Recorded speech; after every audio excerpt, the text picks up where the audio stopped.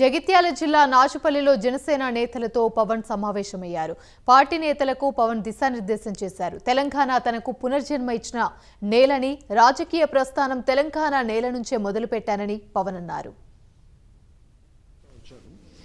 చాలా మందికి ఎందుకు నేను పునర్జన్మ ఇచ్చిన నేల అంటానో, గతంలో మనం అప్పటి రాజకీయ ప్రస్థానంలో మేమందరం యూత్ వింగ్లో ఉన్నప్పుడు మహేందర్, శంకర్, రాజలింగం, మిగతా అందరూ, దామోదర్, మేమందరం ఉన్నప్పుడు కరెక్ట్గా ఎలక్షన్స్కి ఒక 2-3 నెలలు ఉందనగా, రెండు నెలలు ఉందనగానే నా ఇంటి ముందుకు ఒక ఆయన వస్తూ ఉన్నారు. తిరుగుతూ ఉంటే ఆయన అడిగే, ఎవరైనా ఎందుకు వస్తున్నారు, నాతో మాట్లాడాలి సార్ రమ్మని చెప్పి. లోపల రమ్మంటే ఆయన అంటాడు, మీకు ప్రాణగండం ఉంది, మీకు ప్రాణం కోల్పోతారు మీరు అన్నాడు. నాకు బేసిక్గా ఏముంటుందంటే, ప్రాణం పోకడ రెండు మనకు తెలియదు. వాన రాకడ, ప్రాణం పోకడ. అలా నిజంగా ప్రాణాలు పోతే ఎలాగా దాన్ని ఆప్ చేస్తామో నాకు తెలియదు కదా అంటే, ఆయన ఏదో అంటే అవన్నీ నేను నమ్మను.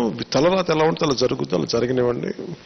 రక్షింపబడాలనుకుంటే రక్షింపబడతాను, లేదంటే పర్లేదని చెప్పాను. అప్పుడు మన క్యాంపెయిన్ విధం ప్రకారం నేను కరీంనగర్ వచ్చి క్యాంపెయిన్ చేసి దాంట్లో భాగంగా కొండగట్టు, మా ఇంటి వెళ్ళిపోయిన కొండగట్టు ఆంజనేయుని దర్శించుకొని బయటకు వస్తూ అక్కడ మన ఒక రైస్ మిల్లో మనకి ఆతిథ్యం ఇస్తే అక్కడ కూర్చొని బయలుదేరి అభివాదం చేయడానికి ఒక వ్యాన్ ఎక్కితే ఆ పైన హై టెన్షన్ వైర్స్ తగిలినాయి. నాకు తగిలి ఈ జుట్టు చాలా వరకు కాలిపోయింది, లోపల స్కాల్ప్ కాలిపోయింది. మిగతా కింద ఉన్న వాళ్ళందరికీ ఏదో అందరూ అరిచారు, నాకేం అవ్వలేదన్నాను, కూలిపోయాను. ఒక 20 నిమిషాలు, అరగంట వరకు నాకేం అర్థం కాలేదు నేను ఎక్కడున్నాను ఏంటి అనేది.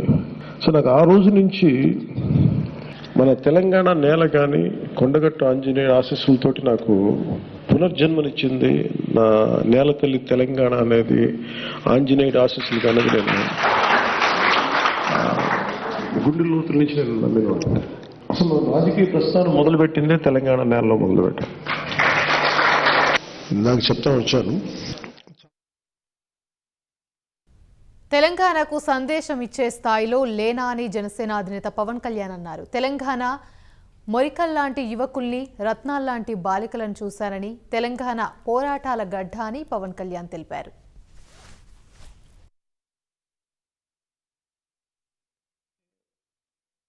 వాళ్ళు వేరే చోట ఎక్కడో పెట్టేశారు, వాళ్ళు ఇళ్ళకి పోతే వాళ్ళకి ఇచ్చారంటే ఇల్లు, అక్కడ ఆల్రెడీ కొంతమందికి ఇచ్చేస్తున్నారు ఇల్లు, వాళ్ళకి వీళ్ళకి గొడవ.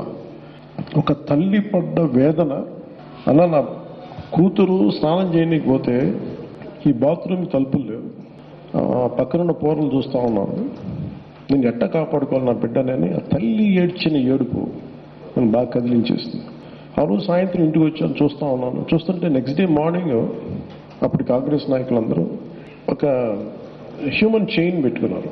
అదేంటంటే నెక్స్ట్ ఎలక్షన్స్కి వచ్చే ఎన్నికలకి విజయానికి చిహ్నం లాగా వాళ్ళు పెట్టుకున్నారు. నాకు ఒకటే అనిపించింది, అప్పటి ఉన్న కాంగ్రెస్ నాయకత్వం, వైఎస్ రాజశేఖర రెడ్డి గారు ఉన్న కాంగ్రెస్ నాయకత్వం, వాళ్ళు చేసిన విధానాలు మీకు తెలుసు. నిజంగా మీ పార్టీకే ఒక ల్యాండ్ కావాలని కోరుకుంటే మీరు రాసేసుకోవచ్చు, మీ చేతిలో ఉంది కదా ప్రభుత్వం. ఎందుకు ముఖ్యంగా ఆ బడుగు బలహీన వర్గాలకు చెందిన నేలనే ఎందుకు తీసుకున్నారు మీరు? అది నాకు వచ్చిన ఆవేదన. ఆ తల్లి ఏడుపు అన్నీ కలిపి అందుకని కొంచెం గట్టిగా గళం ఇప్పాను. ఆ వేదంతో ఆ తల్లి తాలూకు బాధని వ్యక్తపరిచాను. సో నాకు తెలంగాణ ఎందుకు అంటే, తెలంగాణ స్వాతంత్ర్యం అందరికీ వస్తే తెలంగాణకు 2 సంవత్సరాలు పెట్టింది. మేము హిస్టరీలో చదువుకున్నాం, పాఠాల్లో చదువుకున్నాం, చరిత్ర పుస్తకాలు చదువుకున్నాం. పుచ్చలపల్లి సుందరయ్య గారు రాసిన పుస్తకాల్లో కానీ అవి చదివి అందరూ దేశం అంతా కేరింతలు కొడతా ఉంటే ఒక తెలంగాణ మటుకు చీకట్లో ఉండింది ఆ రోజు. ఇంకా రజాకారులు దీంట్లో, అది మాకు బాధ కలిగించింది. ఆ రోజు నుంచి తెలంగాణ సాధన వరకు ముఖ్య భూమిక వహించింది తెలంగాణ ప్రజలు, పోరాట పటిమ ఉన్న ప్రజలు. ఇది పోరాట గడ్డ. అలాంటి పోరాట గడ్డ మిగతా పార్టీస్ వచ్చినాయి, ప్రభుత్వాలు స్థాపించినాయి. నేను ఎప్పుడు సుముఖంగా ఉంటాను, ఎందుకంటే ఉట్టి పుణ్యానికి తిట్టడాలు నాకు ఇష్టం ఉండదు. I want be very constructive politics చేయాలని. సో నేను యూత్ వింగ్, అప్పటి రాజకీయ ప్రస్థానం యూత్ వింగ్లో ఉన్నప్పటి నుంచి నా కోరిక ఏంటంటే, నేను చాలా మెరికల్ లాంటి తెలంగాణ యువతను చూశాను, ఆడపడుచులను, రత్నాల లాంటి తెలంగాణ ఆడపడుచులను చూశాను, మెరికల్ లాంటి తెలంగాణ యువతను చూశాను. వీళ్ళు పోరాట పటిమన్న వాళ్ళు, వీళ్ళు వెనకాడరు, వీళ్ళు నా నేల అన్న భావన ఉన్నవాళ్ళు, వందే మాత్రం అని ప్రతిధ్వనించే నేల ఇది. అంత బలమైన నేల. ఆ నేలలో ఉండే పోరాట స్ఫూర్తి